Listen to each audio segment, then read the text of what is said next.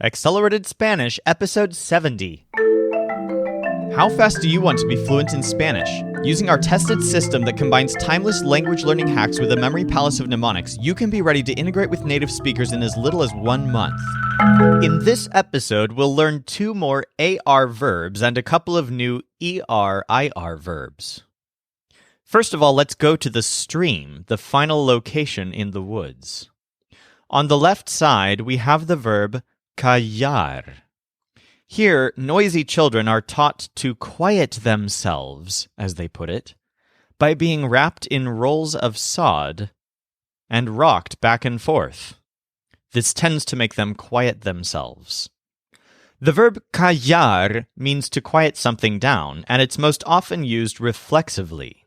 For example, he shut up, in the past tense, would be se calló. Very close to this, Joel has a so-called business of asking people if they want baths and then pushing them off the boat while shouting, "Ban you!" So the verb bañar means to bathe, and it means that in many senses. Remember, in Joel's library, he has an area where he likes to ban people to the bathroom, and the bathroom is called el baño. Well, the verb bañar can actually be used to mean taking a bath, taking a shower, or sometimes even swimming. And it tends to be used reflexively unless you're giving someone else a bath. Here's an example of it not being used reflexively. You have to bathe your dog once a month. Tienes que bañar a tu perro una vez al mes. Now let's use a normal reflexive version. I bathe every morning. Me baño todas las mañanas.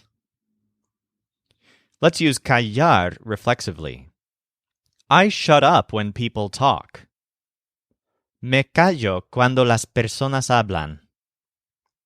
Now, the most common form of callar, by far, is the imperative cállate, which most literally means shut up. Now, this isn't terribly polite, but it's not quite as rude as it sounds in English. In fact, in many cultures, it's not too uncommon to say cállate somewhat casually if you're speaking to a very close friend. It doesn't necessarily indicate anger. Here's an example. Shush, I don't hear what the professor is saying. Cállate, no escucho lo que dice el profesor. Now let's go over to the beach, and the first thing that we're going to do is actually revisit salir, the verb for exiting via Learjet. The imperative of salir is irregular. It's sal, S-A-L. Our mnemonic for this is that Joel throws salt at people as they get into airplanes. Just imagine him doing that, almost kind of like throwing rice at a wedding, although Joel is a bit more mean about this. To say, leave, Joel says, sal. Here's an example. Leave here, I'm bathing. Sal de aquí, me estoy bañando. Now remember that this imperative is only for the informal second-person singular. For other imperatives, you'll simply use the subjunctive of any verb. Let's go back to callar for a moment. To say, shut up all of you, or be quiet all of you, you would say, cállense. To say, all of you leave, you would say, salgan.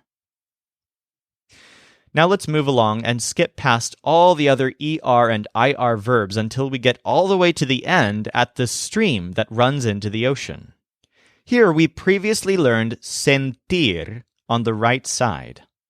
Right next to it, also on the right side in this stream, is perder. So der, or poder, has a rock-to-rock obstacle course in the stream where it's very easy to get lost because it's also kind of a maze. Now, the word perder can mean either lose or miss out on something. For example, if Joel missed a party, didn't manage to make it there, he might actually say, I lost the party. Now, we put perder in the reflexive verbs in the stream here because perder is very often used reflexively, and in such cases, it means that someone or something got lost. For example, to say, she got lost, you would say, se perdió. Now, perder is on the right side because just like the present tense of sentir is siento, siente, etc., the present tense of perder is pierdo, pierde, and so on. Here are some examples. In this first one, perder is used first with a direct object to indicate losing something, and then reflexively to indicate getting lost.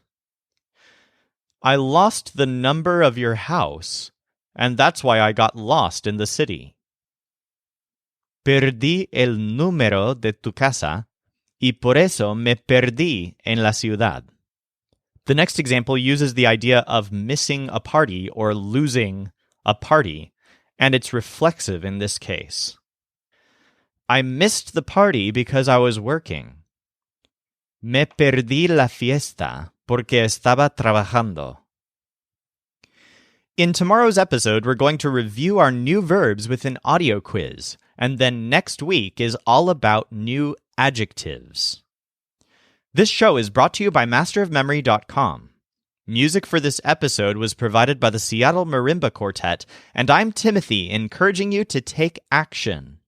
Knowledge is not power until it's applied, so start speaking Spanish now at SpanishinOneMonth.com.